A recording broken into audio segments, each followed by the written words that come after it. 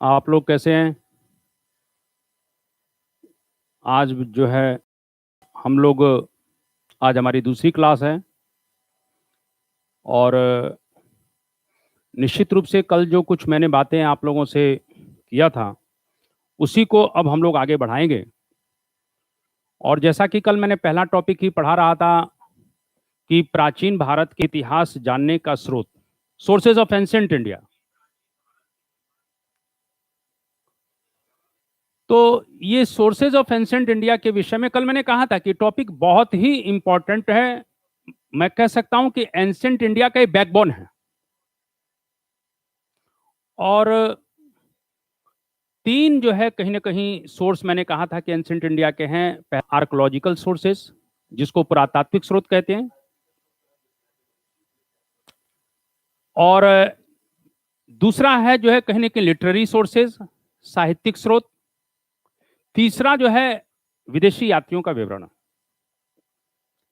Ancient period में हिंदुस्तान इतना अधिक डोमिनेंट है, इतना अधिक शक्तिशाली है, इतना अधिक प्रभावशाली है कि दुनिया के लोग भारत को देखने के लिए आते हैं। और जब दुनिया के लोग भारत को देखने के लिए आ रहे हैं तो स्वाभाविक रूप से कहीं ना कहीं भारत में आते हैं, भारत में रहते हैं और फिर यहां के विषय में बहुत कुछ लिखते हैं। इसीलिए जो फॉरेनर्स हैं, जो ट्रेवलर हैं, जो विदेशी यात्री हैं, इनके माध्यम से भी भारत के इतिहास को बहुत कुछ जाना और समझा जा सकता है। कल मैंने कहा था कि तीनों सोर्सेज में सबसे इंपॉर्टेंट जो सोर्स है, नो डाउट मैंने कल कहा था कि आर्कोलॉजिकल सोर्सेज, पुरातात्विक सोर्सेज। कल मैंने यह भी कहा था कि पुरातात्विक या पुरातत्व शास्त्र मौन तो है, लेकिन डेफिनेटली इतिहास से ज्यादा और सत्य कहीं कहीं जानकारियां देता है। तो आज हम लोग कहीं ना कहीं पुरातात्विक स्रोतों के ऊपर ही चर्चा करेंगे। और पुरातात्विक स्रोत, अभी आप लिटरेचर छोड़ दीजिए, लिटरेचर की बात में मैं बाद में करूंगा, लिटरेचर बहुत लंबा है तो उसकी बात हम लोग बाद में करेंगे, विदेशी यात्रियों की बात बाद में करेंगे। आज हम लोग पहले नंबर पर जो ये टॉपिक है पुरातात्विक स्रोत, इसके ऊपर चर्चा करेंगे। और पुरातात्विक स्रोत जो हैं, जो आर्कोलॉजिकल अप्रोचेज हैं, इनके इनके अंदर जो मैंने ये पॉइंट लिखे हैं, इस पॉइंट को थोड़ा सा आप ध्यान दीजिए। आप लोग नोट भी करते चलिए, क्योंकि आज मैंने सोचा कि कुल मिला के आपकी पूरी व्यवस्था कर दिया जाए जिससे आप लोग लिख सको, और इसीलिए आप इसको देखिए और देखकर नोट भी करते चलिए। तो जैसे मैंने कहा कि हम लोग आर्कोलॉजिकल की बात करेंगे और स्वाभाविक रूप से इस पुरातात्विक स्रोत जो एंशिएंट को जानने का बहुत इंपॉर्टेंट सोर्स है, इसमें पहला जो सबसे इंपॉर्टेंट सोर्स है वो है इंस्क्रिप्शंस, अभिलेख। अब अभिलेख की बात करते हैं। अभिलेख के बाद मैं अभिलेख अभी आगे आपको अलग से पढ़ाऊंगा। अभिलेख के बाद सिक्के हैं। खुदाई में बहुत से हमको सिक्के मिले, हिंदुस्तान के इतिहास के विषय में बहुत कुछ जानकारी देते हैं, ये भी मैं आपको अलग से पढ़ाऊंगा। तीसरा जो है मूर्तियां हैं, बहुत सी मूर्तियां मिल रही हैं। टेराकोटा के इंडस वैली सिविलाइजेशन का जब जो एक्सकेवेटेड हो रहा है, जब खुदाई हो रही है, तो वहां पर हमें बहुत सी छोटी छोटी टेराकोटा की फिगरिंग्स मिल रही हैं, मृद मूर्तियां मिल रही हैं। तो उनसे भी कहीं ना कहीं एंशिएंट इंडिया को जाना जा सकता है, इस पर भी मैं चर्चा करूंगा।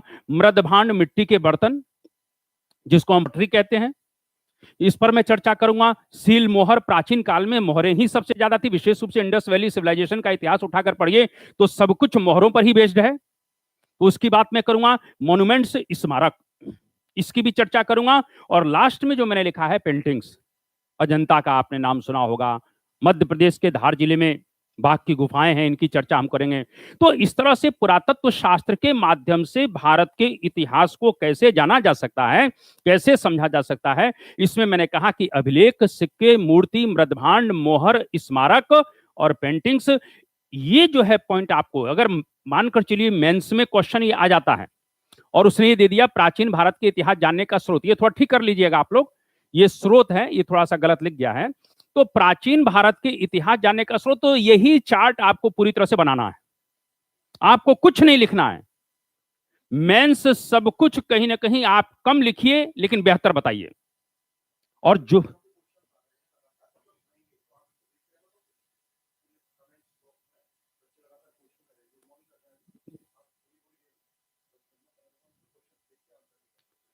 तो थोड़ा सा कहीं ना कहीं हम लोग जो है इस विषय को लेकर अगर बात करते हैं, मैंने अभी कहा कि ये जो सोर्सेज ऑफ एंशिएंट इंडिया का पोर्शन है, मेंस में अगर क्वेश्चन आता है, देखिए बहुत से लोगों को डाउट है कि सर प्री है, क्लास है, मेंस क्लास है। अरे भैया, हनुमान जी को भेजा गया था संजीवनी लाने के लिए, संजीवनी नहीं मिल रही थी, वो पूरा का पूरा पहाड़ उठाकर ले आए। मैं पूरा इतिहास आपको परोस दे रहा हूं, प्री का भी बता दूंगा, ये क्वेश्चन आ रहे हैं, मेंस का पूरा जो है फ्रेमवर्क करा दूंगा। आप प्री पढ़िए, आप मेंस लिखिए, जो करना है करिए, टोटल मैं आपकी जानकारी। अगर मानकर चले मैंने अभी कहा कि अगर मेंस में ये क्वेश्चन इसी तरह से आता है तो आपको ये चार्ट पूरी तरह से बनाना है, पूरी तरह से आप इस चार्ट को रखेंगे।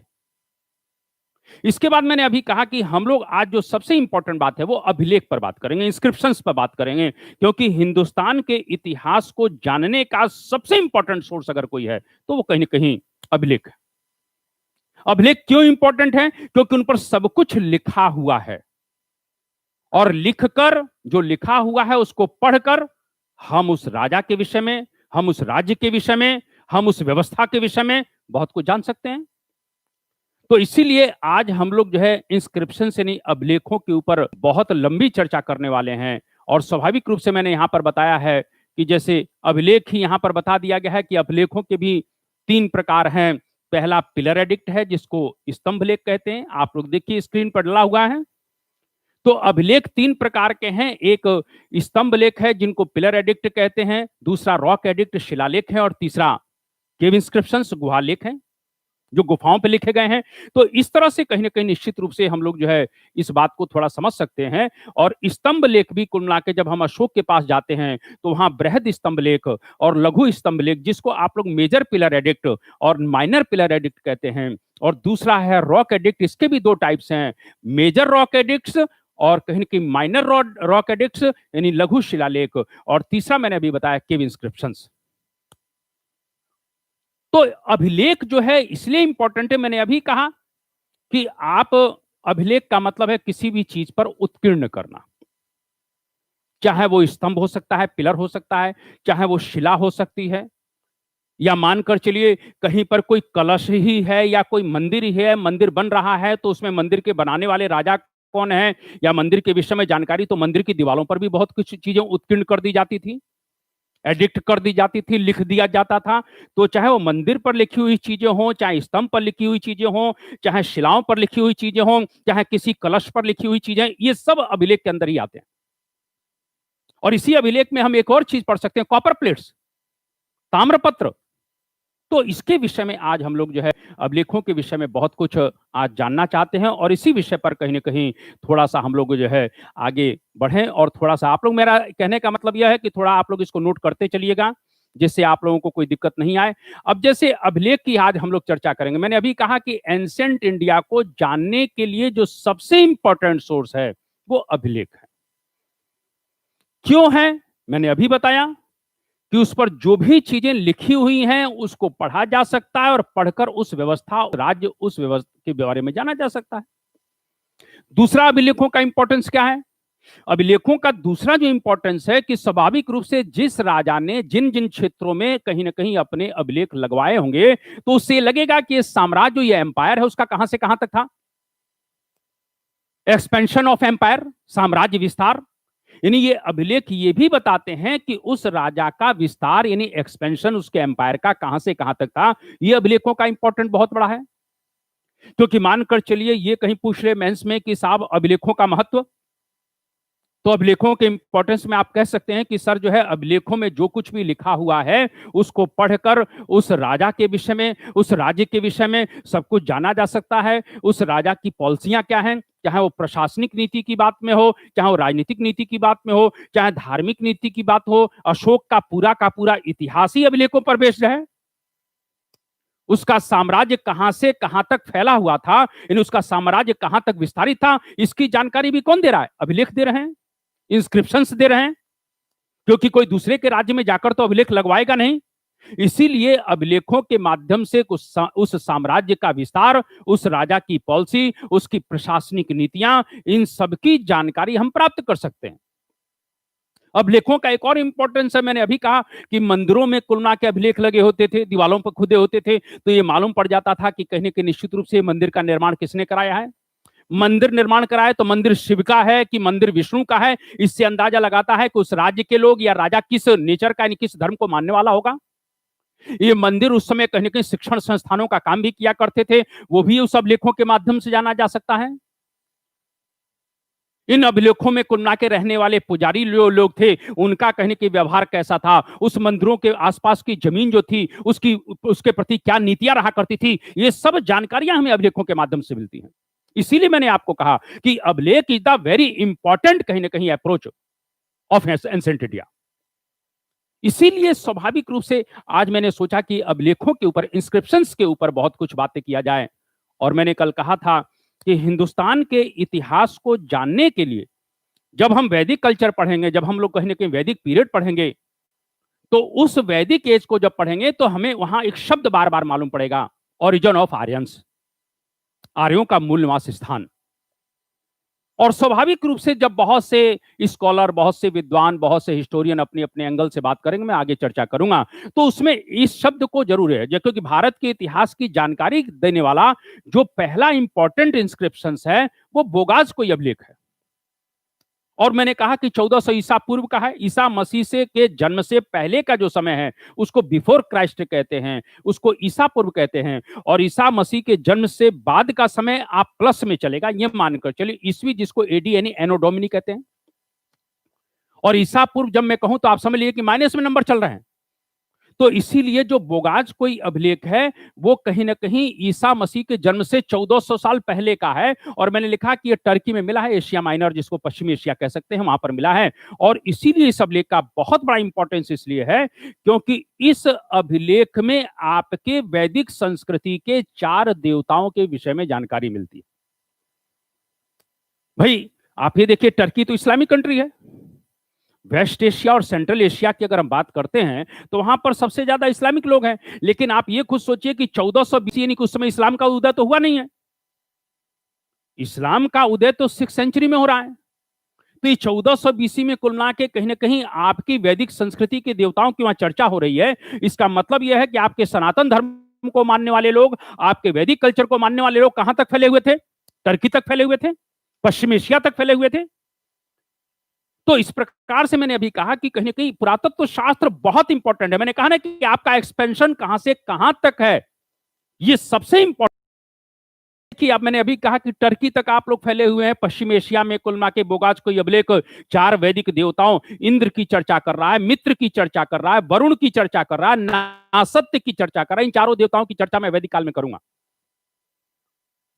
क्योंकि आर्यों का जो सबसे पावरफुल देवता है ऋग्वैदिक आर्यों का, वो इंद्र है। तो इंद्र की चर्चा वहां की जा रही है, वरुण की चर्चा की जा रही है, मित्र की चर्चा की जा रही है, नासत्य यानी अश्विनी कुमार जो वेदों के डॉक्टर हैं, आर्यों के डॉक्टर हैं, उनकी चर्चा की जा रही है। तो बोगाज कोई अभिलेख में 4 वैदिक देवताओं इंद्र, मित्र, वरुण और नासत्य की चर्चा हो रही है। इसका मतलब, क्योंकि वहां पर 2 कबीले हैं, मैं आपको बताऊं, कल मैंने कहा था इस कहानी को कि हित्ती और मित्तानी 2 कबीले हैं, आपस में लड़ते हैं, संघर्ष होता है और संघर्ष के बाद अंततः कहीं की एक ट्रीटी होती है, संधि होती है। और संधि के तहत इन 4 वैदिक देवताओं की बात की जाती है कि भाई हम आगे से कोई संघर्ष नहीं करेंगे। इन 4 वैदिक देवताओं की चर्चा उस एशिया माइनर में हो रही है। बोगाज कोई अभिलेख ऐसा बताता है। इसका मतलब यह है कि बहुत से इतिहासकार इसी बेस पर कहते हैं कि भाई आर्यों का मूल निवास स्थान है वो सेंट्रल एशिया है, क्योंकि किताबों में कुल मिला के ज्यादातर बोगाज कोई अभिलेख के संदर्भ में एक शब्द आ गया सेंट्रल एशिया। तो इसीलिए कहते हैं कि आर्य कहां से आ रहे हैं? मध्य एशिया से आ रहे हैं। तो कहीं ना कहीं बोगाज कोई इंस्क्रिप्शन पहला इंस्क्रिप्शन है जो भारत के इतिहास की जानकारी देता है। दूसरा जो मैंने अभिलेख अभी आपको यहां पर लिखा है, कस्सी अभिलेख। आप इस बात को देखिए कि मैंने अभी क्या कहा कि आपका जरा एक्सपेंशन, आपका विस्तार कहां से कहां तक है? टर्की। आप टर्की तक फैले हुए हैं, आप पश्चिम एशिया तक फैले हैं। अगर मैं आपसे कहूं कि भाई पूर्वी एशिया में आप कहां तक हैं, क्या आपके पास कोई एविडेंस है? बिल्कुल है। मेरे पास कुल मिला के पूर्वी एशिया में भारत का जो वैदिक धर्म है, भारत का जो सनातन धर्म है, भारत की जो आर्य संस्कृति है, वो पूरब तक कहां तक फैली है। तो आप कंबोडिया का नाम जानते हैं, और साउथ ईस्ट एशिया का एक बहुत बड़ी कंट्री है, और कंबोडिया का अंकोर वाट मंदिर आपने सुना होगा। तो कहीं ना कहीं मैं स्मारक मॉन्यूमेंट्स पढ़ाऊंगा तो उसकी चर्चा करूंगा। कंबोडिया का जो अंकोर वाट मंदिर है, जो दुनिया का सबसे बड़ा विष्णु मंदिर है। अब आप ये देखिए, कंबोडिया तो आज बुद्धिस्ट लोग ज्यादातर हैं उसमें, लेकिन दुनिया का सबसे बड़ा विष्णु मंदिर कहां मिल रहा है? कंबोडिया में मिल रहा है। इसका मतलब यह है, जिसका निर्माण सूर्यवर्मन साहब करवा रहे हैं, जो वहां के राजा थे, तो इसका मतलब यह है कि वैष्णव धर्म को मानने वाले लोग कहां तक फैले हुए हैं? कंबोडिया तक फैले हुए हैं। इसका मतलब यह है कि आप टर्की से लेकर और कहां तक फैले हुए थे, यानी पश्चिम में कुल मिला के पश्चिमी एशिया से लेकर, जो बोगाज को अभी कह रहा है, और पूरब में आप कंबोडिया तक फैले हुए हैं। यानी आपकी सभ्यता, आपकी संस्कृति, यानी आपकी सिविलाइजेशन, आपकी कल्चर लगभग लगभग एशिया के बहुत बड़े क्षेत्रों तक फैली हुई थी। ये मैं नहीं कह रहा हूं, ये आर्कोलॉजिकल अप्रोच कह रही है, ये आर्कोलॉजिकल सोर्स कह रहा है। और इसीलिए मैंने अभी आपको कहा कि स्वाभाविक रूप से इंस्क्रिप्शंस का, अभिलेखों का बड़ा इंपॉर्टेंस है। ये सब चीजें आप लोग सुनते चलिएगा, रजिस्टर और पेन लेकर बैठ जाइए। कोई भी चीज, चाहे वो पीएससी पूछ ले, चाहे यूपीएससी पूछ ले, आपको सब कुछ लिखना है। इसीलिए जब मेरी क्लास स्टार्ट हो, तो आपके हाथ में कहीं न कहीं घर पर डॉट होनी चाहिए, आपके पास कहीं न कहीं निश्चित रूप से एक रजिस्टर होना चाहिए, और जो मैं बातें कह रहा हूं उसको नोट करिए। दूसरा, मैंने अभी इंस्क्रिप्शन से इसमें लिखा है कस्सी अभिलेख। अब ये भी आर्यों के कहीं ना कहीं आगमन से, जो आर्यों का अराइव हो रहा है भारत के अंदर, उसकी जानकारी दे रहा है, क्योंकि कस्सी अभिलेख आंख में मिल रहा है, उसकी 1600 बीसी का है। इस अभिलेख में कहा गया कि जो ईरानियन आर्यंस हैं, ऐसा माना जाता है कि सेंट्रल एशिया और पश्चिम एशिया के आसपास में, इसकी चर्चा में बड़े लेवल पर जब मैं पढ़ाऊंगा कि ओरिजिन ऑफ आर्यंस, ऋग्वैदिक पीरियड जब मैं पढ़ाऊंगा, तो वहां आपको बताऊंगा, घबराने की जरूरत नहीं है। लेकिन एक थोड़ी सी मैं बात बताना चाहता हूँ। कस्सी इंस्क्रिप्शंस में ये आता है कि जो सेंट्रल एशिया, पश्चिम एशिया का जो बेल्ट है, यहाँ पर आर्य लोग रहते हैं, और उसी में कुछ लोग जो है ईरान की तरफ माइग्रेट कर रहे हैं, ईरान की तरफ आ रहे हैं। तो उन्हीं ईरानी आर्यों में से, कुल मिला के लिखा ना कि ईरानियन आर्यंस, इसी में से एक शाखा का भारत की तरफ भी माइग्रेशन हो रहा है।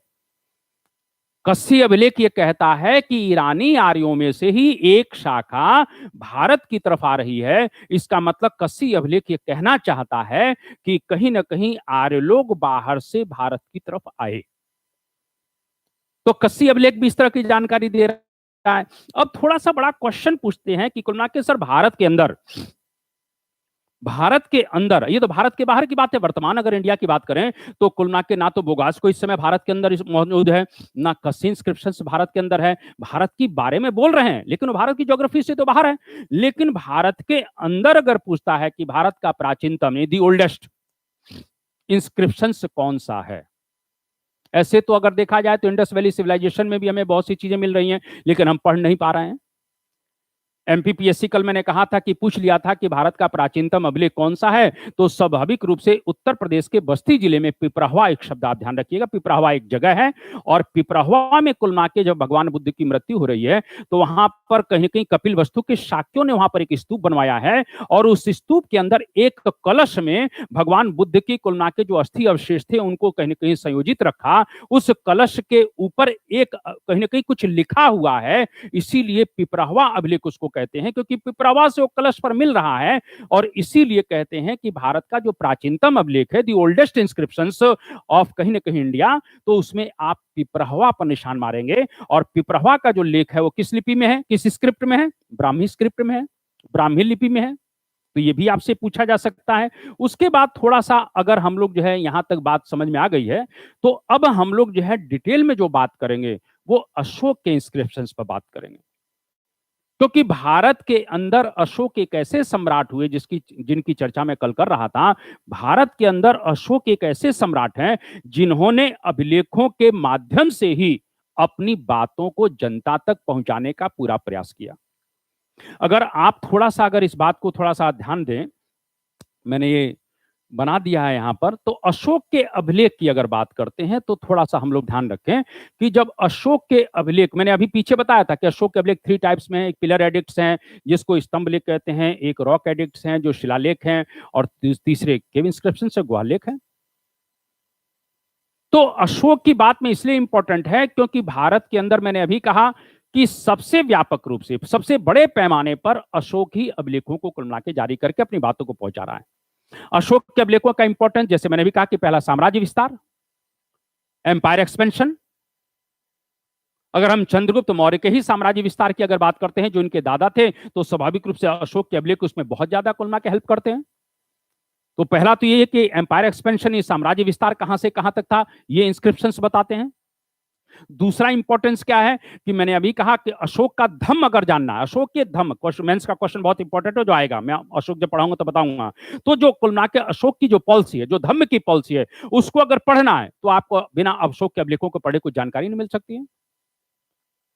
तो मैंने क्या कहा कि साम्राज्य विस्तार अगर जानना है तो आपको अभिलेख पढ़ना है, अशोक के धम्म को पढ़ना है तो आपको अभिलेख जानना है, अशोक की प्रशासनिक नीतियां क्या क्या हैं तो पढ़ना है, तो अशोक के अभिलेख को पढ़ना है, अशोक के वैदेशिक संबंध क्या है, ये बड़ी इंपॉर्टेंट बात है कि उसके फॉरेन रिलेशंस कैसे हैं, किन किन देशों के साथ हैं, तो वो अगर पढ़ना है तो अशोक के अभिलेखों को पढ़ना है। तो अशोक की फॉरेन पॉलिसी कैसी है, अशोक की एडमिनिस्ट्रेटिव पॉलिसी कैसी है, अशोक की धम्म की पॉलिसी कैसी है, अशोक का कहीं ना कहीं साम्राज्य विस्तार यानी एम्पायर एक्सपेंशन कहां से कहां तक है, इनकी जानकारी हमको कहीं से मिलती है तो अशोक के इंस्क्रिप्शन से मिलती है, अशोक के अभिलेख से मिलती है। और इसीलिए भारत में एक बहुत बड़े इतिहासकार हुए जिनका नाम था डी आर भंडारकर साहब। और डी आर भंडारकर साहब तो कहते हैं कि मैंने अशोक का इतिहास जब लिखा तो मैंने कुछ नहीं पढ़ा, मैंने अशोक के अभिलेखों के आधार पर ही कुल मिला के अशोक का पूरा इतिहास लिख दिया।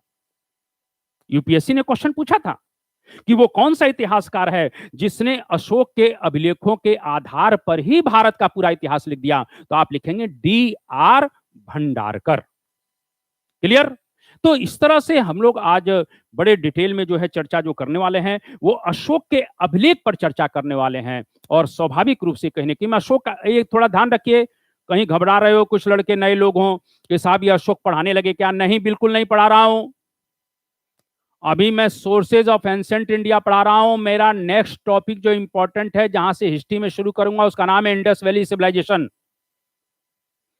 इंडस वैली सिविलाइजेशन समाप्त करने के बाद फिर मैं बताऊंगा वैदिक एज, वैदिक एज के बाद बताऊंगा धर्म सुधार आंदोलन, रिलीजियस रिफॉर्म्स। तो धर्म सुधार आंदोलन पढ़ाने के बाद फिर मैं पढ़ाऊंगा, जब जैनिज्म और बुद्धिज्म पढ़ा लूंगा तब मैं पढ़ाऊंगा मौर्य डायनेस्टी। और जब मैं मौर्य साम्राज्य पढ़ाऊंगा, मौर्य व्यवस्था को पढ़ाऊंगा, तब उसमें मैं अशोक पढ़ाऊंगा और वहां अशोक को हम डिटेल में पढ़ेंगे। अभी तो मैं कुलना के पिलर के संदर्भ में या रॉक के संबंध में या इंस्क्रिप्शंस के संदर्भ में अशोक की बातों को बता रहा हूं, अभी मैं अशोक का इतिहास नहीं पढ़ा रहा हूं। इस बात को थोड़ा ध्यान रखिएगा।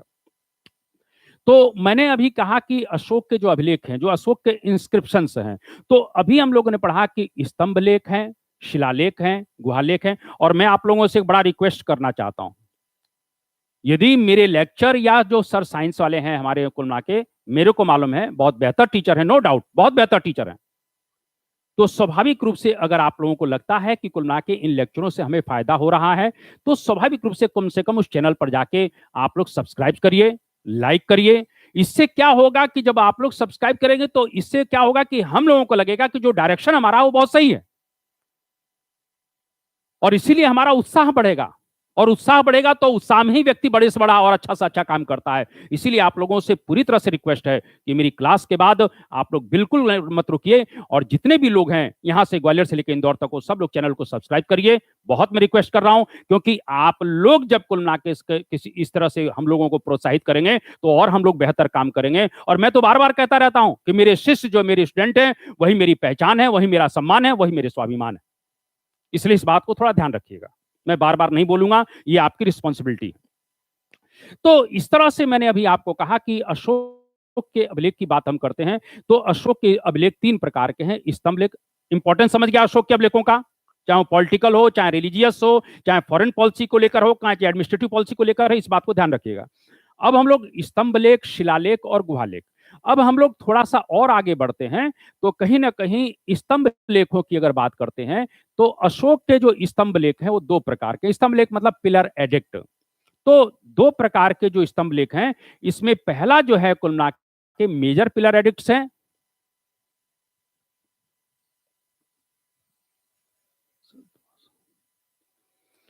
मेजर पिलर एडिक्ट्स है, पहला कौन सा है, मेजर पिलर एडिक्ट्स, और दूसरा है, तो अभी पहले हम लोग अशोक का जो है शिलालेख बाद में पढ़ेंगे, पहले हम लोग मेजर पिलर एडिक्ट्स की बात करते हैं और दूसरा माइनर पिलर एडिक्ट्स यानी लघु स्तंभ लेख।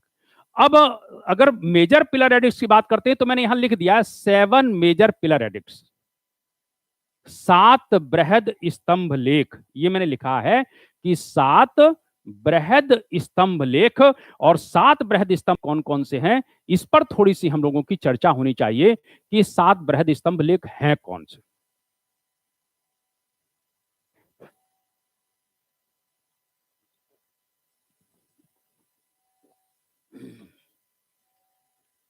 अब देखिए, मैंने अभी कहा कि जो ये 7 बृहद स्तंभ लेख हैं, मेरी क्लास से जो पुराने स्टूडेंट वो जानते हैं, जो नए हैं वो थोड़ा सा समझिए कि लिखा जाता है कि 7 बृहद स्तंभ लेख, तो लगता है कि 7 पिलर हैं। आप लोग जरा दिमाग में बना लीजिएगा, तो 7 पिलर हैं। 7 पिलर नहीं है, पिलर 6 ही है। उन पिलर के ऊपर पॉइंट बाय पॉइंट 7 बातें लिखी गई हैं। यानी पिलर 6 हैं। देखिए, मैंने 6 पिलर बताए हैं: दिल्ली टोपरा, दिल्ली मेरठ, लौरिया राज, लौरिया नंदनगढ़, रामपुरवा और प्रयाग। तो पिलर तो 6 ही जगह पर हैं। बहुत से लोग कहते हैं कि नहीं साहब 7 पिलर हैं, कहीं से 2 मिला है। अरे कुछ नहीं मिला है भाई, पिलर 6 ही हैं, बातें 7 हैं। पढ़ाने वाले इसी तरह से पढ़ाते हैं कि साहब वो 7 पिलर हैं, कहीं 2 मिला होगा। कुछ नहीं मिला है। 7 पिलर एडिक्ट का मतलब यह है कि पिलर 6 हैं, उस पर बातें जो लिखी गई हैं वो 7 है। क्लियर?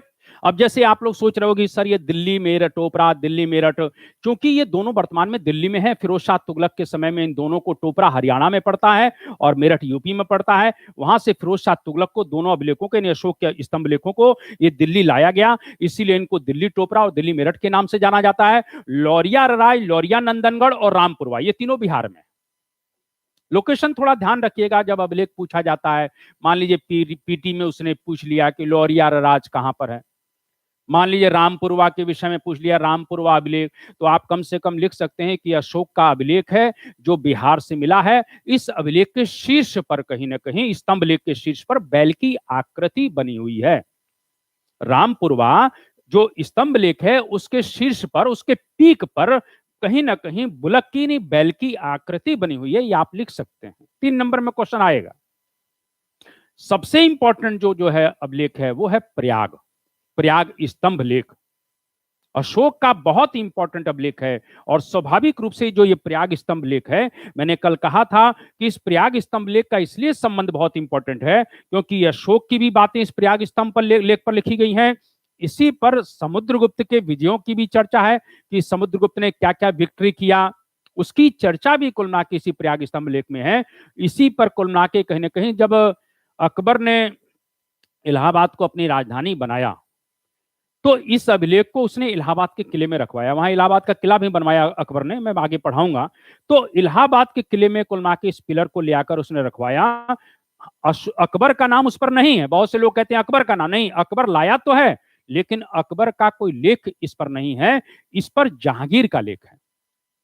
तो प्रयाग में किन किन लोगों का लेख मिल गया? प्रयाग स्तंभ लेख पर, प्रयाग स्तंभ लेख पर अशोक का मिल गया, समुद्रगुप्त का मिल गया और साथ में कुल मिला के मैंने अभी कहा कि कहीं ना कहीं जहांगीर का मिला है। और जहांगीर के बाद जो चौथा व्यक्ति है, जो अकबर के नवरत्नों का एक इंपॉर्टेंट व्यक्ति था जिसका नाम था बीरबल, उस बीरबल का लेख है। अकबर का नाम, अकबर का कोई भी अभिलेख इस कहीं ना कहीं पिलर एडिक्ट पर नहीं है। क्लियर? तो इस तरह से जो 7 पिलर एडिक्ट हैं ये मैंने आपको बताया 6 जगहों से मिले हैं। अब उसके बाद आते हैं कुल मिला के हम लोग लघु स्तंभ लेख। तो ये लघु स्तंभ लेख क्या है, ये थोड़ा सा जानना हमारे लिए जरूरी है कि लघु स्तंभ लेख कैसे हैं। जैसे मैंने अभी कहा कि माइनर पिलर एडिक्ट हैं, तो जो माइनर पिलर एडिक्ट हैं स्वाभाविक रूप से आपके मध्य प्रदेश में सांची है, रायसेन जिले में है, तो सांची लघु स्तंभ लेख खुला। लघु मतलब माइनर, स्मॉल। तो इस तरह से सांची लघु स्तंभ लेख है, सारनाथ लघु स्तंभ लेख है, कौशांबी स्तंभ लेख है, कौशांबी इलाहाबाद के पास एक जिला है, और रुम्मनदेई स्तंभ लेख है। अब थोड़ा सा हम लोग अगर यहां पर बात करें कि कहीं ना कहीं रुम्मनदेई स्तंभ लेख की ही बात कर लिया जाए। रुम्मनदेई वह जगह है जहां पर भगवान बुद्ध का जन्म हो रहा है। किसका जन्म हो रहा है? भगवान बुद्ध का जन्म हो रहा है लुम्बिनी में। और अशोक ने जब कहीं ना कहीं बौद्ध धर्म को स्वीकार किया तो भगवान बुद्ध के जन्म स्थान की उसने यात्रा की और वहां पर जाने के बाद, उस जाने की याद में कुल मिला के कहीं ना कहीं निश्चित रूप से वहां पर रुम्मनदेई स्तंभ लेख उसने खुदवाया, लघु स्तंभ लेख है। और वहां के लोगों का टैक्स उसने 1/6 से 1/8 कर दिया। यानी 1/6 से कितना कर दिया? 1/8 कर दिया। चूंकि वहां पर उस स्तंभ लेख पर टैक्स प्रणाली की बात की गई है, इसीलिए रुम्मनदेई स्तंभ लेख को अशोक का आर्थिक अभिलेख भी कहते हैं, इकोनॉमिकल इंस्क्रिप्शंस। इसीलिए इस बात को ध्यान रखिए, कहीं प्रश्न पीटी में पूछ लिया जाए कि अशोक का आर्थिक अभिलेख कौन सा है, रुम्मनदेई स्तंभ लेख है। अशोक का सबसे छोटा अभिलेख कौन सा है, तो भी रुम्मनदेही स्तंभ लेख है। ये दोनों विशेषताएं इसकी हैं। 3 नंबर में आ जाएगा तो आप लिख सकते हैं कि ये कुल मिला के अशोक का अभिलेख है, जो भगवान बुद्ध के जन्म स्थान पर इसको बनाया गया। इसे अशोक का आर्थिक अभिलेख भी कहा जाता है, या इसे आर्थिक अभिलेख भी कहते हैं। बात खत्म। तो इस तरह की चीजें हम लोगों को कुल मिला के जब हम लोग इतिहास पढ़ रहे हैं तो स्वाभाविक रूप से हमको ये अवेयर होकर करना है कि भाई इसमें 3 नंबर में क्या बन सकता है, कहां 5 नंबर में बन सकता है, ये मैं आपको बताता चलूंगा। ये नहीं कि कुल मिला के डर्रे पे पढ़ रहे हैं कि कुल मिला के वो बहुत से लोगों में देख रहा हूं इस शहर में, साहब हम तो आईएएस पढ़ाने की तैयारी कर रहे हैं, तुम्हारा लेवल पीएससी का है नहीं, ना तुम्हारी क्लासों में पीएससी के लेवल की पढ़ाई जाती है, बात कर रहे हो तुम आईएएस की और यूपीएससी की। इसीलिए मैं आप लोगों से रिक्वेस्ट कर रहा हूं कि हर चीज को समझिए और कहीं ना कहीं आप इस पर चर्चा करें। तो इसीलिए इसमें ये नहीं कि कुल पीटी अलग होता है, मेंस अलग होता है, ये चीज तैयारी का स्ट्रेटजी नहीं है। स्ट्रेटजी का मतलब यह है कि प्री कंबाइंड मेंस हमें सब कुछ पढ़ना है। ये समय हमारे लिए सबसे इंपॉर्टेंट है। बहुत से लोग कहते हैं वैकेंसी आने के बाद इंपॉर्टेंट समय होता है, बिल्कुल गलत बात है। वैकेंसी आ गई तब तो आपके दिमाग पर प्रेशर चढ़ जाएगा, दिमाग पर प्रेशर बना रहेगा, जो दिमाग काम करने वाला है वो भी आधा नहीं काम करेगा। उस समय तो हड़बड़ी मची होगी। इस समय शांति का समय है, लॉकडाउन है, चुपचाप घर में बैठे हुए हो, यादव सर का कहीं ना कहीं उपदेश सुनिए यार, अब इससे बढ़िया क्या समय हो सकता है? इसीलिए कहीं ना कहीं जमकर घर पर पढ़ो, जमकर मुझे सुनो। प्री के क्वेश्चन क्या बन सकते हैं उसको तैयार करो, मेंस के क्वेश्चन क्या बन सकते हैं उसको तैयार करो। 2-4 दिन सब्र रखो, उसके बाद में एक ऐसा समय निकालने वाला हूं कि 1 घंटा कुल मिला के मैं लाइन पर रहूंगा फोन पर, और आप लोगों की हर समस्या का मैं समाधान भी करूंगा, ऐसा मेरे दिमाग में आ रहा है। तो इसीलिए 2-4 दिन थोड़ा वेट करिए, आपकी हर प्रॉब्लम्स को मैं 1 घंटे बैठकर 2 घंटे बैठकर फोन लाइन से आपकी हर समस्या का समाधान भी किया जाएगा। जब तक ऑनलाइन की चर्चा है, जैसे ही ऑफलाइन होगा कोई दिक्कत ही नहीं है, तब तक हम लोग आमने सामने। तो इसीलिए थोड़ा सा इस बात को ध्यान रखिए कि रुम्मनदेही स्तंभ लेख जो है वो कुल मिला के पीटी के पॉइंट ऑफ व्यू से भी है, मेंस में भी है, और चाहे जो भी है सांची स्तंभ लेख ही पूछ लेगा, सांची लघु स्तंभ लेख तो आप लिख दोगे मध्य प्रदेश के रायसेन जिले में स्थित है। और कहीं ना कहीं सांची लघु स्तंभ लेख में अशोक ने बौद्ध भिक्षुकों को चेतावनी दी है कि भाई आप बिहार में रह रहे हो, संघ में रहो, रूल्स रेगुलेशन का पालन करो, अनुशासन के नियमों के तहत रहो। सांची में धमकी देता है, आदेश देता है कि गड़बड़ नहीं करना। तो इस प्रकार से कुल मिला के हम लोगों ने कहीं ना कहीं अशोक के जो पिलर एडिक्ट हैं, चाहे वो कहीं ना कहीं थोड़ा सा अगर ब्रॉड की बात करें तो उसकी, चाहे लघु की बात करें उसकी, तो इस तरह से पिलर एडिक्ट की बात हो गई। अब हम लोग आते हैं अशोक के कहीं ना कहीं शिलालेख, रॉक एडिक्ट्स की बात करते हैं।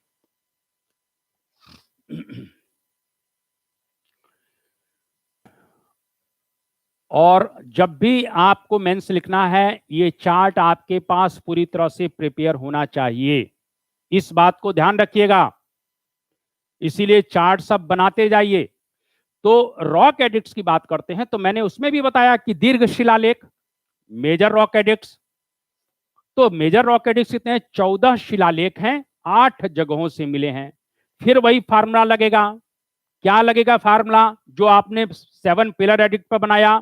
6 जगहों से मिले हैं, इन्हीं पिलर 6 ही हैं, बातें 7 हैं। इसी प्रकार से 8 जगहों से मिली हैं, इन्हीं रॉक जो चौकोर शिलाएं हैं, इस तरह से चौकोर पत्थर की शिलाएं हुआ करती थी, उस पर राजा लोग खुदवाकर अपनी बातों को लिखवाया करते थे। तो कुल मिला के जो रॉक हैं, जो शिलाएं हैं, वो 8 ही हैं, और जो बातें उस पर लिखी हैं वो 14 हैं। ये कंफ्यूज मत लग दिए कि 14 शिलाएं हैं साहब, वो कहीं 2 मिली हो, कहीं 3 मिली हो, कुछ नहीं, शिलाएं 8 ही हैं, बातें 14 हैं। क्लियर? इसीलिए थोड़ा सा इस बात को ध्यान रखिएगा कि 14 शिलालेख 8 जगहों से मिले हैं, और फिर लघु शिलालेख। अब हम थोड़ा सा इस बात को समझें कि कहीं ना कहीं दीर्घ जो शिलालेख हैं वो कौन कौन से हैं, ये हमारे लिए जानना बहुत जरूरी है। अब ये इस पर थोड़ा सा आइए कि दीर्घ शिलालेख हम लोग थोड़ा पढ़ें। ये दीर्घ शिलालेख पहले यहां पर दिमाग, मैंने अभी क्या कहा, शिलालेख मैंने पढ़ाया। शिलालेख में मैंने 2 प्रकार के शिलालेख, एक मेजर रॉक एडिक्ट, एक माइनर रॉक एडिक्ट। मेजर को दीर्घ कहते हैं। अब हम लोग मेजर पे बात करेंगे कि मेजर कौन कौन से हैं और क्या क्या कहना चाहते हैं।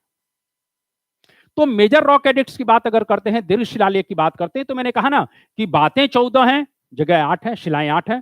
शहबाजगढ़ी, मानसेहरा, कालसी, गिरनार, धौली, जौगढ़, एरगुड्डी, सोपारा, और सबकी लोकेशन आपको मालूम होना चाहिए। अरे भाई, मान लीजिए इंटरव्यू बोर्ड में बैठे हुए हो, कल आपको इंटरव्यू भी तो फेस करना है। जब आप तैयारी करते हो, तैयारी का मन बना लेते हो, तो ये मानकर चलिए कि मेरा अंतिम परिणाम तक मुझे सोचना है। ये ध्यान रखिए, ये नहीं कि कुल मिला के तैयारी शुरू कर दिए, अब कोई आ गया, यार क्या कर रहे हो, बोले ओपीएससी की तैयारी कर रहे हैं। अच्छा, अरे यार सुना है संविदा की जगह बहुत आ रही हैं, अब उसने तुम्हारा टारगेट डिस्टर्ब किया। यादव सर यहां कह रहे हैं कि self confidence, dedication, determination, devotion. अब वो लड़के ने कहा यार बहुत सुना है संविदा की जगह आ रही है, तनख्वाह भी 50,000 तक बढ़ जाएगी, वहां तुम डिस्टर्ब हुए। यानी तुम्हारा जो संकल्प है, जो तुम्हारा जो है डेडिकेशन है, जो तुम्हारा डिटर्मिनेशन था वो गया। अब तुम लग गए संविदा में। तुम्हारे भी दिमाग में आया यार अच्छा है, नौकरी संविदा की मिल जाएगी, कुल मिला के मास्टर बन जाऊंगा, एक शादी भी मास्टराइन से कर लूंगा, हो जाएगा, 50 उसे मिलेंगे, 50 मुझे। पूरा का पूरा जो सपना था उसकी ऐसी की तैसी कर दी तुमने।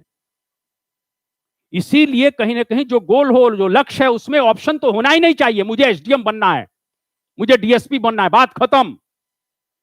मास्टर बनकर करोगे क्या यार? मैं ये नहीं कह रहा हूं कि मास्टर बुरी चीज होती है, मास्टर बनकर करोगे, एक नायब तहसीलदार आएगा यार तुम्हारी सब जो है कर देगा नीचे से ऊपर तक। एडमिनिस्ट्रेशन में वो पावर होता है। तो कुछ ऐसा संसार में आए हो तो करो यार कि कुल मिला के धमाका हो जाए। कितने मास्टरों का इतिहास पढ़ाया जाता है, लेकिन कुल मिला के एडमिनिस्ट्रेटर यार फलाना एसडीएम आया है, ढिमका डीएम आया है? तो इसीलिए थोड़ा सा ध्यान रखिए कि कुल मिला के सपना यार, धरती पर आए हो तो कुछ सपना बड़ा लेकर आओ और बड़ा सपना बनाकर जाओ, तब तो कुल मिला के जीने का मजा है। इसीलिए इस बात को ध्यान रखिएगा कि किसी के बहकावे में, किसी की बातों में मत आइए। जो हमारा लक्ष्य है, पीएससी आज नहीं आएगी कल आएगी, और जब कल आएगी तो हमारी उसमें एक पोस्ट होगी, ये जो है कुल मिला के धारणा बनना चाहिए। क्लियर? इस बात को थोड़ा ध्यान रखें। कहीं ना कहीं निश्चित रूप से कदम ऐसा चलो कि निशान बन जाए।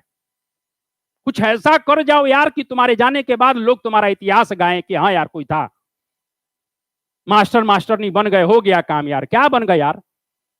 कदम ऐसा चलो कि निशान बन जाए, काम ऐसा करो कि पहचान बन जाए। यहां जिंदगी तो सभी जी लेते हैं, मगर जिंदगी जियो कि दूसरों के लिए मिसाल बन जाए। कुछ ऐसा कर जाओ कि आने वाली जनरेशन के लिए मिसाल हो कि यार हमारे परिवार में, हमारे समाज में ये व्यक्ति पैदा हुआ था, ऐसा करके गया, हमको भी ऐसा करना चाहिए। इस बात को थोड़ा ध्यान रखिए। क्लियर? ठीक है। अब थोड़ा सा हम लोग जो है कहीं ना अपने विषय पर आए। और मैंने अभी कहा कि जो हम लोग जो है ये पढ़ रहे हैं, तो शहबाजगढ़ी, मानसेरा ये दोनों पाकिस्तान में हैं, कालसी उत्तराखंड में है, गिरनार गुजरात में है, धौली जौगड़ एयरगुड्डी आंध्र प्रदेश में, सोपारा महाराष्ट्र में। ये एक लोकेशन ध्यान रखिएगा। मैं यहाँ धौली और जौगड़ में मैंने एक चीज लिख रखा है, सेपरेट कलिंगा एडिक्ट। जौगड़ के आगे लिखा है सेपरेट कलिंग एडिक्ट, का मतलब है पृथक कलिंग प्रज्ञापन। ये दोनों आ चुके हैं क्वेश्चन 3 नंबर में। अब धौली जौगड़ पूछ लेगा, धौली जौगड़ को सेपरेट कलिंग एडिक्ट क्यों कहते हैं? धौली जौगड़ को सेपरेट कलिंग एडिक्ट इसलिए कहते हैं कि अशोक ने जब कलिंग पर अटैक किया, तो मैंने कल बताया था कि कलिंग पर अटैक किया, वहां से बहुत से लोग, लाखों लोग मारे गए, लाखों बेघर हो गए।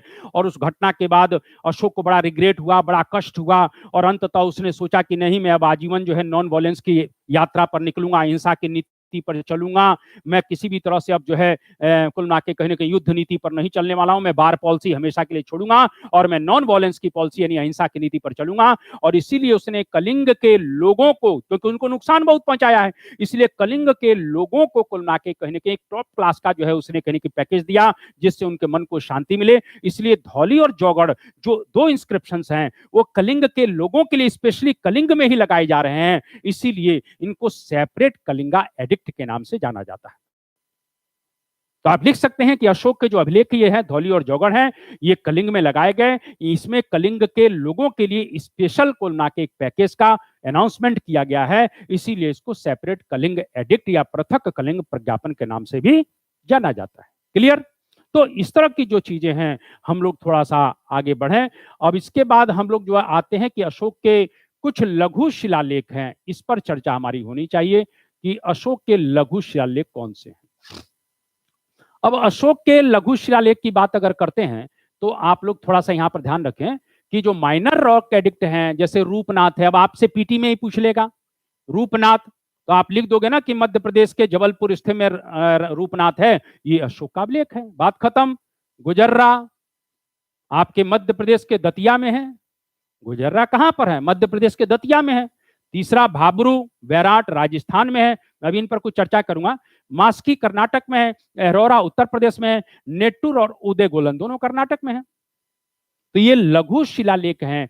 अब जरा थोड़ा सा हम लोग अशोक के अभिलेखों को जब पढ़ लिया है तो इसमें कुछ क्वेश्चन बन सकते हैं। क्या क्वेश्चन बन सकता है? पहला क्वेश्चन तो ये बनेगा कि अशोक के जो अभिलेख हैं वो कितनी लिपियों में हैं, या अभी जो है पिछले जो लास्ट ईयर एक क्वेश्चन आया था अशोक के अभिलेखों पर ही कि अशोक ने अपने को अभिलेखों में क्या कहा है। हर जगह पहली पंक्ति में ही पहली लाइन जो अभिलेख लिखता है उसमें वो कहता है देवा नाम पियदसी, क्योंकि अशोक के अभिलेख ब्राह्मी स्क्रिप्ट में है, ब्राह्मी लिपि में है ज्यादातर। मैं अभी लिपियां और बताऊंगा। तो इस तरह से कहीं ना कहीं अशोक जो है कहता है देवानाम पियदसी, यानी मैं देवताओं को प्रिय लगने वाला हूं। इसीलिए अशोक के अभिलेखों में क्या कहा गया है? देवानाम पियदसी। क्लियर? दूसरा कुल मिला के कहीं ना कहीं एक और चीज अपन क्वेश्चन बन सकते हैं कि अशोक को क्या क्या हर जगह देवानाम पियदसी कहा गया है? अशोक को कहीं कुछ और भी कहा गया? बिल्कुल कहा गया है। तो क्या कहा गया है? अशोक का नाम अशोक भी कई जगह आया है। अब अशोक का नाम अशोक कहां कहां पर आया है? तो अशोक का नाम कुल मिला के मैंने क्या कहा? मास्की। अभी मैंने देखा ना, मास्की कर्नाटक में है।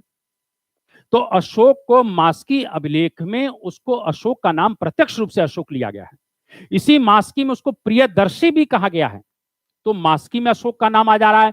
मध्य प्रदेश के दतिया में जो गुजर्रा है यहां पर अशोक का नाम आ रहा है। नेट्टूर और उदयगोलन ये दो कर्नाटक में जो मिले हैं, यहां पर भी अशोक का नाम प्रत्यक्ष रूप से अशोक आ रहा है। यानी अशोक के जो चार अभिलेख हैं, एक मास्की है, दूसरा गुजर्रा है, तीसरा नेट्टूर है और चौथा उदयगोलन है। इन चारों में अशोक का नाम प्रत्यक्ष रूप से क्या मिल रहा है? अशोक मिल रहा है। इस बात को थोड़ा ध्यान रखिएगा। अब थोड़ा हम लोग और आगे बढ़ते हैं। अशोक के अभिलेख कितनी लिपियों में हैं, स्क्रिप्ट कितनी हैं, इस बात को थोड़ा ध्यान रखिए। तो अशोक के जो भाषा है उसको प्राकृत है, लेकिन जो लिपि है वो चार लिपि है: ब्राह्मी, खरोष्ठी, यूनानी और आरमेइक। ब्राह्मी, खरोष्ठी, यूनानी और आरमेइक, ये चार स्क्रिप्ट हैं। ब्राह्मी, खरोष्ठी, यूनानी, आरमेइक। यानी अशोक की लिपि पूछेगा कि कितनी लिपियों में है, तो आप लिख दोगे चार लिपि में, ब्राह्मी में है, खरोष्ठी में, यूनानी में है, आरमेइक में है। अब वो फिर प्रश्न पूछेगा कि अशोक के अभिलेखों को पढ़ने में सबसे पहले सफलता, आप लोग जानते हैं, सिंपल सा क्वेश्चन है, पढ़ा चुका हूं। 1837 में 1837 में जेम्स प्रिंसेप जो है अशोक के अभिलेखों को पढ़ने में सफलता प्राप्त करते हैं। उसके बाद वो पूछेगा अशोक के अभिलेखों को खोजने वाले कौन से लोग हैं, तो उसमें दो एक का नाम याद रखिएगा, जो क्योंकि वो क्वेश्चन आता है। अशोक के अभिलेखों को खोजने में, यानी उसको डिस्कवर करने में, ढूंढने में सबसे ज्यादा रोल किसी का रहा है, तो उसका नाम है टी फैन-थेलर। क्या नाम है? टी फैन-थेलर, फ से फल वाला, टी फैन-थेलर। क्लियर? तो टी फैन-थेलर कुल मिला के अशोक के अभिलेखों को खोज रहे हैं। दूसरा जो है कुल मिला के एक और व्यक्ति को ध्यान रखिएगा, ऑरेल स्टाइन। क्या नाम है? Aurel Stein. तो ऑरेल स्टाइन, अ से अनार करके ऊपर वो चंद्रमा लगा दीजिएगा। तो ऑरेल स्टाइन और कुल मिला के टी फैन-थेलर, ये अशोक के अभिलेखों को कहीं ना कहीं ढूंढ रहे हैं। तो इन दोनों का नाम याद रखिएगा। पढ़ने में किसका रोल है? जेम्स प्रिंसेप का है। अशोक के अभिलेख कितनी लिपियों में है? चार में है, ब्राह्मी, खरोष्ठी, यूनानी, आरमेइक। अशोक के अभिलेखों के विषय में क्या कहा गया, तो उसको अपने को देवानाम पियदसी कहता है। ये सब चीजें आपसे पूछी जा सकती हैं, लेकिन एक क्वेश्चन जो सबसे इंपॉर्टेंट मैं बताने जा रहा हूं, अगर वो पूछ लेगा कि अशोक, ये तो अभिलेख हो गया, मैंने क्या कहा, इंस्क्रिप्शंस तीन टाइप के हैं, पिलर एडिक्ट, रॉक एडिक्ट, केव इंस्क्रिप्शंस। लेकिन वो ये पूछ ले कि अशोक का स्तंभ लेख किस लिपि में है, तो मात्र एक में। अशोक का जो पिलर एडिक्ट है वो सिर्फ ब्राह्मी स्क्रिप्ट में है। इस बात को ध्यान रखिएगा, क्वेश्चन को घुमा सकता है। यूपीएससी इस तरह के क्वेश्चन पूछती है कि अशोक का स्तंभ लेख, अब आपको तो चार ही याद है, ब्राह्मी, खरोष्ठी, यूनानी, आरमेइक, क्योंकि ऑप्शन में डाला रहता है। आपने चारों मार दिया, जबकि चारों गलत है, क्योंकि उसने pillar addict, particular pillar addict की बात की है। तो पिलर एडिक्ट की बात करेंगे तो आपको ब्राह्मी स्क्रिप्ट पर निशान मारना है। क्लियर? किस पर मारना है? ब्राह्मी लिपि। अशोक के स्तंभ लेख किस लिपि में है? ब्राह्मी में। अशोक के स्तंभ लेख शब्द नहीं लिया गया, अभिलेख किस लिपि में है? तो अब चारों, ब्राह्मी, खरोष्ठी, यूनानी और आरमेइक। क्लियर? तो इस तरह की चीजें हम लोगों को कहीं ना कहीं बिल्कुल जानना है, बिल्कुल समझना है। अब थोड़ा हम लोग जो है और आगे बढ़ते हैं, और वो आपसे एक क्वेश्चन बहुत इंपॉर्टेंट पूछेगा कि भाई आप कह रहे हो कि अशोक, ये मैं आपको बता रहा हूं, प्री में पूछेगा, मेंस में पूछेगा, इंटरव्यू में पूछेगा।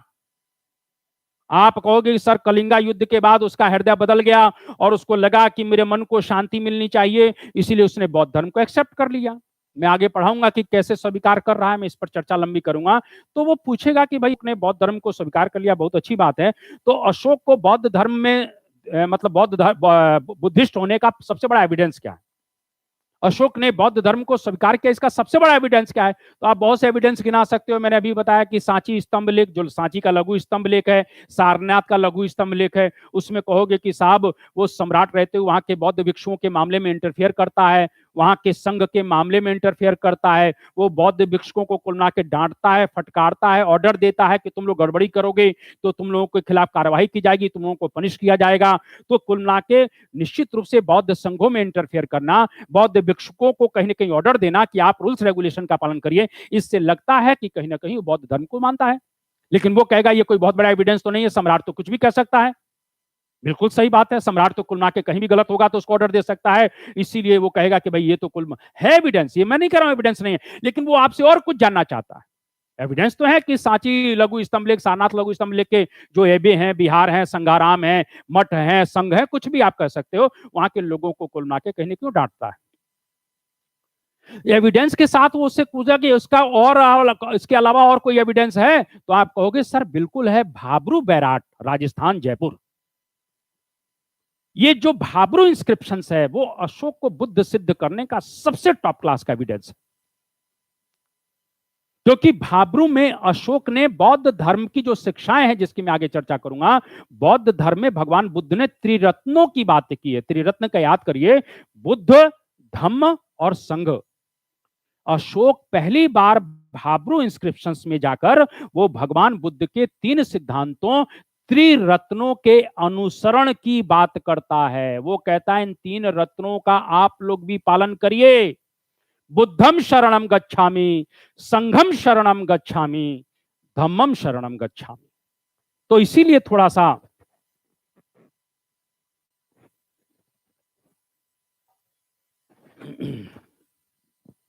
तो बौद्ध धर्म के त्रिरत्नों की बात करता है, बुद्धम शरणम गच्छामि, संघम शरणम गच्छामि, धम्मम शरणम गच्छामि। तो इस तरह से आप कहेंगे कि सर भाबरू जो अभिलेख है वो भगवान बुद्ध के त्रिरत्नों के अनुसरण की बात अशोक कहता है, इसलिए इंपॉर्टेंट है।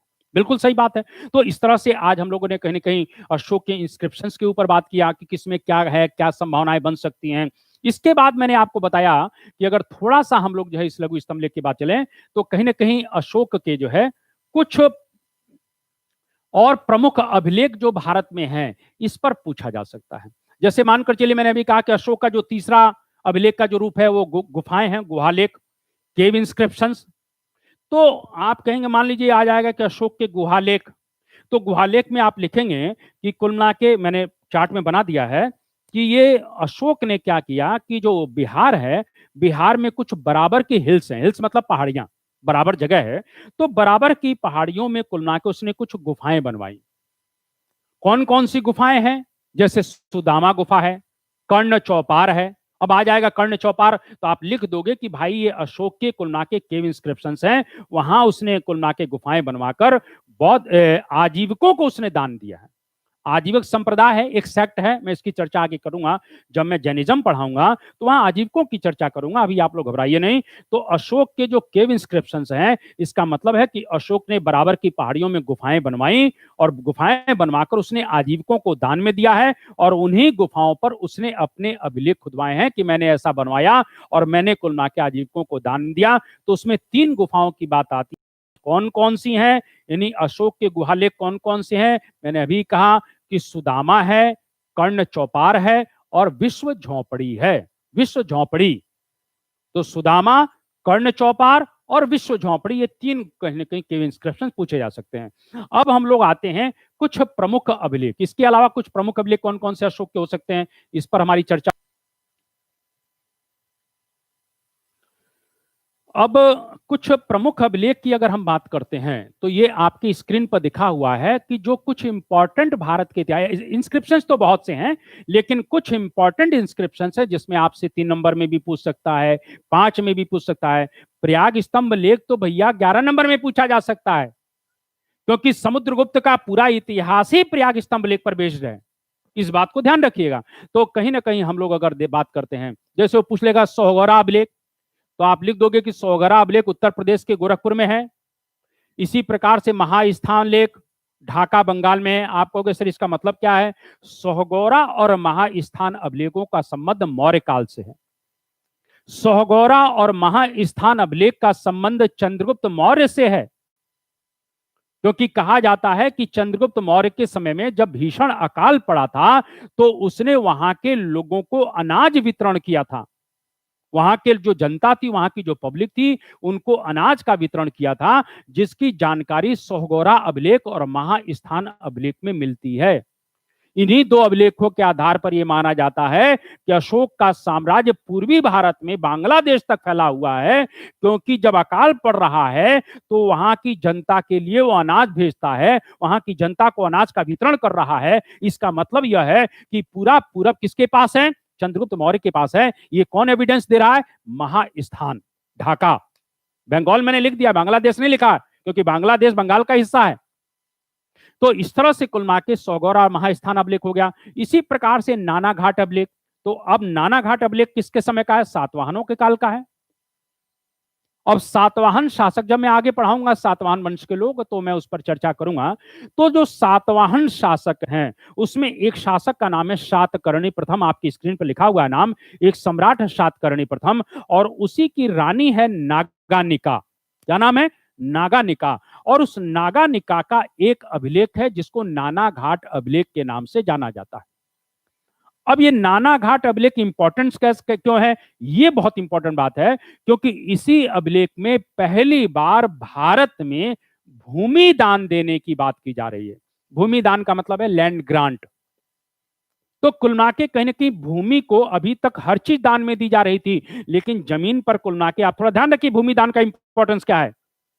आप वैदिक पीरियड पढ़ेंगे चाहे अन्य पीरियड पढ़ेंगे, आप देखेंगे कि पैसा दान दिया जा रहा है, दासी दान दी जा रही है, दास दान दिया जा रहा है, सामान गिफ्ट किया जा रहा है, लेकिन जमीन दान नहीं दी जा रही। इसका मतलब जमीन पर अभी व्यक्तिगत स्वामित्व तो नहीं बन पाया है, क्योंकि भाई आप दान तो उसी चीज का दोगे ना जिस पर आपका अधिकार होगा। ये भूमि दान देने की बात इसका मतलब निकल के आ रही है। इसका मतलब यह है कि अब जमीनों पर भी व्यक्तिगत स्वामित्व की परंपरा शुरू हो चुकी है, और इसीलिए नाना घाट अभिलेख में पहली बार कहीं ना कहीं जो शातकर्णी प्रथम है उनका जो अभिलेख है उसमें पहली बार भूमि अनुदान यानी लैंड ग्रांट जो है दिया जा रहा है। और ये भूमि अनुदान सबसे पहले ब्राह्मणों को दिया जा रहा है। इसीलिए जो भूमि दान ब्राह्मणों को दी जाती थी, इस प्रकार की भूमि को ब्रह्मदेव भूमि के नाम से जाना जाता था। अब यही पूछ लेगा ब्रह्मदेव क्या है, तो आप लिखोगे ब्रह्मदेव वह भूमि होती थी जो राजा लोग या बड़े बड़े सामंत लोग कहीं ना कहीं ब्राह्मणों को भूमि दान दिया करते थे। मंदिरों के पास बड़े पैमाने पर भूमि हुआ करती थी। क्यों हुआ करती थी? क्योंकि उस भूमि की रेवेन्यू से, उस भूमि के उपज से मंदिर का खर्च चलाया जा सके। इस प्रकार की भूमि को भी ब्रह्मदेव भूमि के नाम से जाना जाता था। क्लियर? तो इस तरह से कुल मिला के अगर प्रश्न आ जाता है कि भारत में लैंड ग्रांट का या भूमि अनुदान का पहला एविडेंस कौन सा इंस्क्रिप्शन देता है, तो आप लिखोगे नाना घाट। क्लियर? और आगे आ जाइए।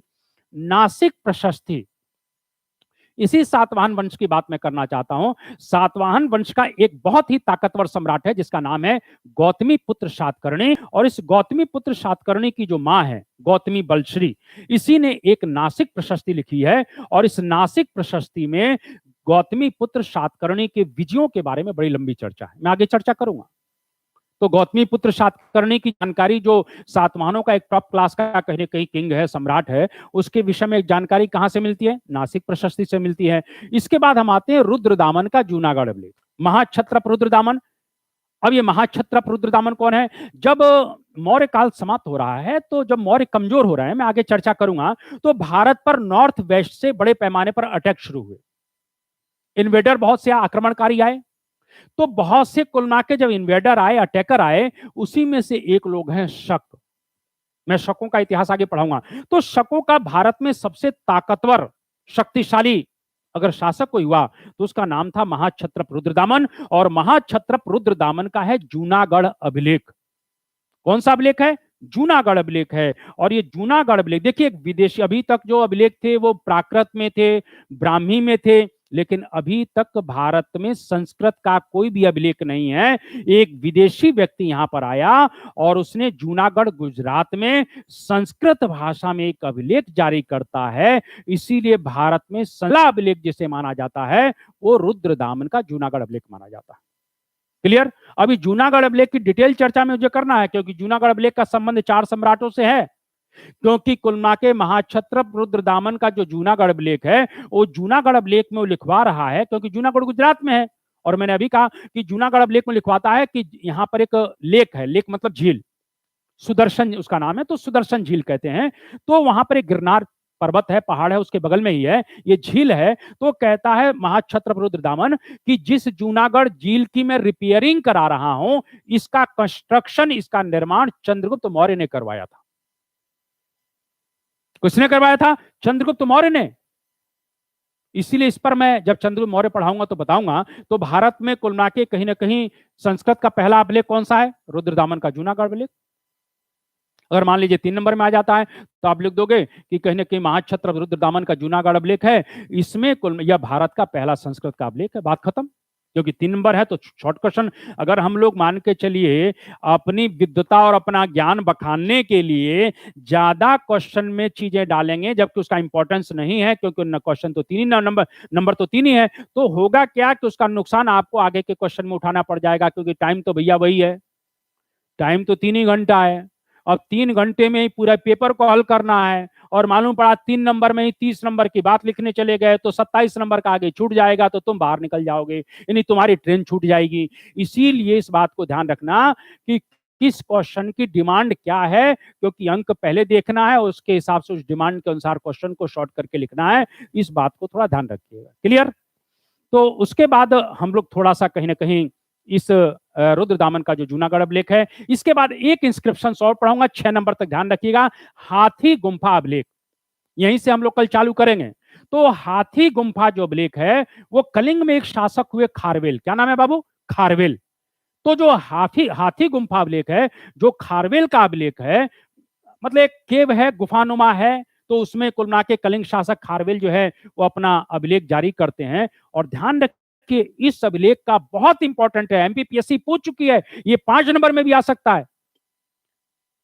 भारतवर्ष का सबसे पहले उल्लेख इसी हाथी गुम्फा अभिलेख में हुआ। अगर शब्द आए भारतवर्ष शब्द का, पहली जानकारी कहां से मिलती है?